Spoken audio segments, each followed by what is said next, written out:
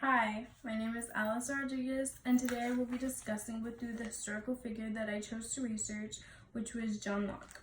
John Locke was an English philosopher and physician and is known as one of the most influential Enlightenment thinkers, referred to this day as the father of liberalism.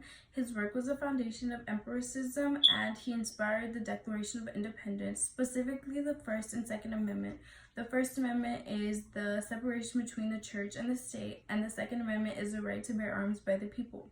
He influenced theology and religious tolerance, also known as the educational theory. Liberalism is a political doctrine that takes protecting the freedom of individuals to be the central problem of the politics. Liberals usually believe that the government is the most protective of them and is very safe. But they also believe that the government can pose a huge threat on their liberty of the people. He is known for 3 contributions for 3 issues that still concern us till this day. His 3 contributions were how we should educate children, what we should do about different religious beliefs, and who we should bear as the ruler.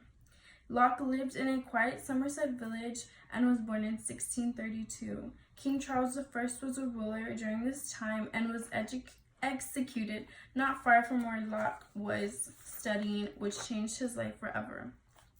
Locke proceeded to studying at Oxford to practice medicine because he wanted to study being a doctor, but he was later influenced by the ambitious Greek politician Antony Ashley Cooper, who was also known as the first Earl of Shaftesbury, who was searching for a cure for his liver disease. Locke went on to live in Cooper's household and eventually found a cure for him.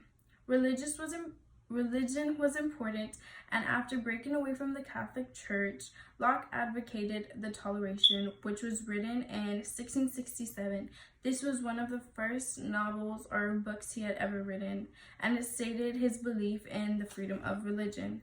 In 1689, Locke published his second book, which was phenomenal. This book is known as the 2 Treatises of Government, and this book talks about who should rule the country and on what terms. The political authority was also associated with the higher power and derived directly from God. Locke took on Hobbes' theory, and in the first treatise, Locke completely demolished the scripture claiming that God created kings.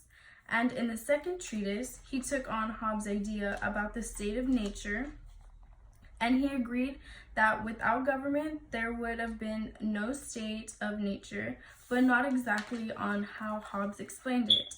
The place Locke described would have been peaceful, and the people wouldn't have agreed to surrender their rights. They would have possession of alienable rights that no one could take away, which were the life, the liberty, and the pursuit of happiness. These were also known as natural rights. Locke made one other innovation in education, and in 1693 he established a book titled Some Thoughts Concerning Education, which is possibly one of the most influential books on education ever written till this day. In 1684, Locke was asked by an aristocratic known as Edward Clarke for advice to care for his son, and even though Locke didn't have kids and evidently didn't want any, Locke wrote Clarke letters that eventually turned into a book.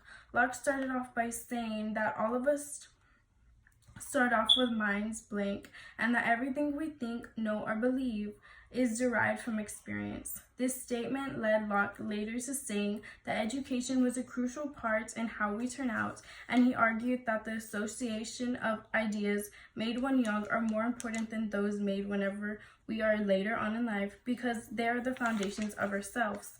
Locke later died in October of 1704 and was one of the most famous men in Europe, and still to this day has influenced us drastically. It is because of him that we're the people, and we believe in religious of toleration, government that should not tyrannize their subjects, and that we try so hard to give the children good childhoods. Thank you.